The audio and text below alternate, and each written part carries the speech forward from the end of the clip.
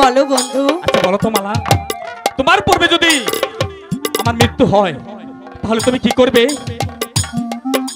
আমি আমার পূর্বে যদি তোমার মৃত্যু হয় তাহলে তোমার কবরের পাশে বসে সারা জীবন তোমার কবরের খেদমত করব।